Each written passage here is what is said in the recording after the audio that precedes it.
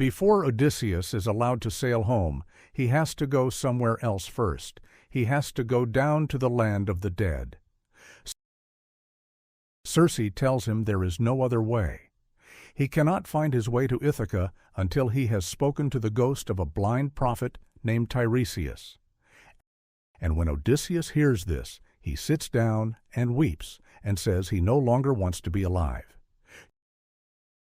She tells him exactly what to do. Take a black ram and a black ewe from the flock. Set your sail and let the north wind carry the ship. You will not need to steer. Sail until you reach the edge of the world. They come to a coast where the sun never reaches. There is a people living there who never see daylight. No sunrise, no sunset. Only cloud and darkness and cold water. They pull the ship onto the shore and walk inland to the place Circe described, where two rivers meet under a bare rock. Odysseus digs a trench in the ground. Around the edge of it he pours honey and milk and sweet wine and clean water and scatters white barley over the top.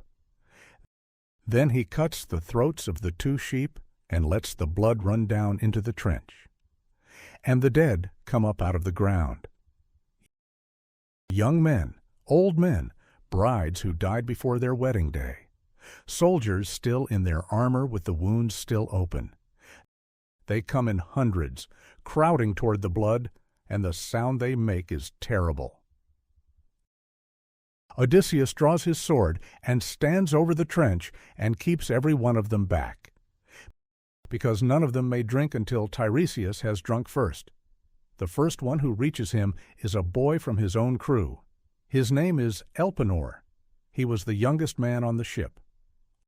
On their last night at Circe's house, he drank too much and went up to sleep on the roof. In the morning he heard the others moving and stood up too fast and forgot where he was and fell. He broke his neck on the ground below. They sailed that same morning. Nobody noticed he was missing. His body is still lying at Circe's house, unburied, and Odysseus is only finding out now, in the land of the dead, that one of his own men never left the island. Elpenor asks for one thing: go back and burn my body properly. Build a mound over the ashes. Plant my ore on top of it so somebody knows a man is buried there. Odysseus promises. Then a woman comes toward the trench. It is his mother. She was alive when he left for the war.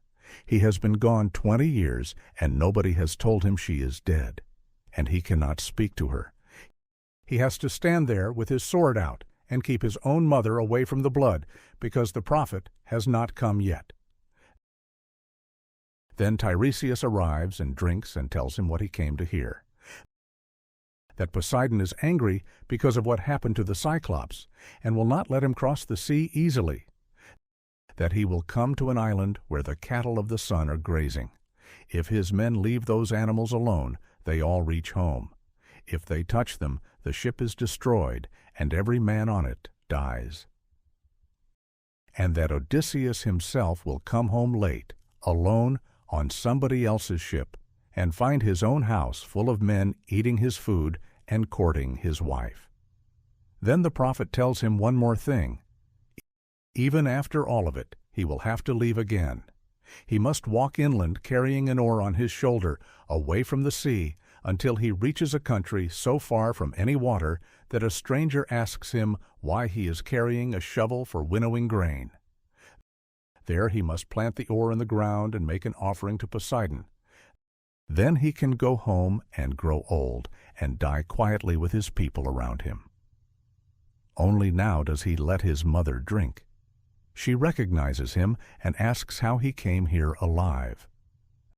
Then she tells him about home, that Penelope is still waiting and weeping, that his son is grown, that his father has left the town and lives out in the fields, sleeping on the ground beside the fire with the farm workers.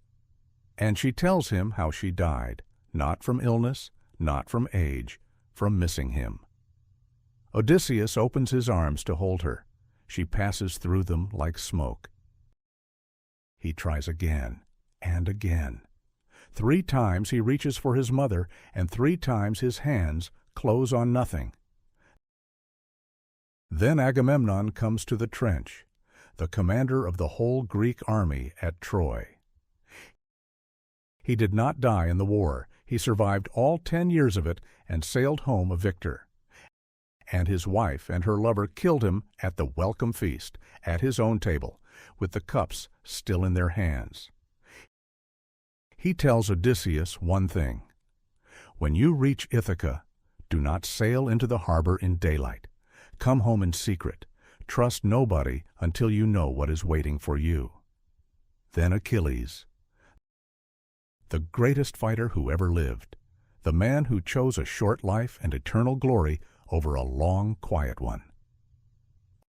Odysseus greets him as the king of the dead and tells him he should not grieve, because no man was ever more honored.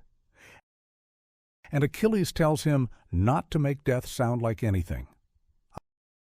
"I would rather be alive and working the fields for a poor farmer with no land of his own," he says, "than rule over all the dead down here."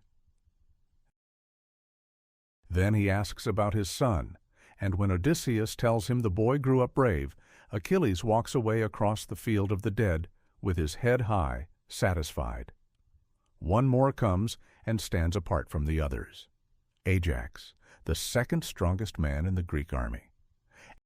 After Achilles died, his armor was given to Odysseus instead of to Ajax, and Ajax could not survive the insult. Odysseus calls out to him, apologizes, asks him to come and speak. Ajax says nothing at all. He turns and walks away into the dark, and that is the last of him. Then the dead begin arriving in their thousands, all at once, and the noise of them rises, and Odysseus is suddenly afraid of what else might come up out of that ground.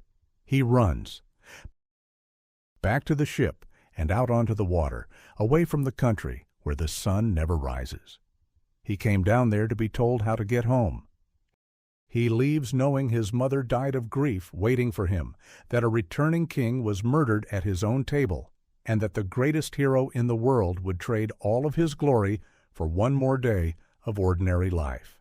Next, the 2 women on the rocks who know his name, and the song he had himself tied to a mast to hear.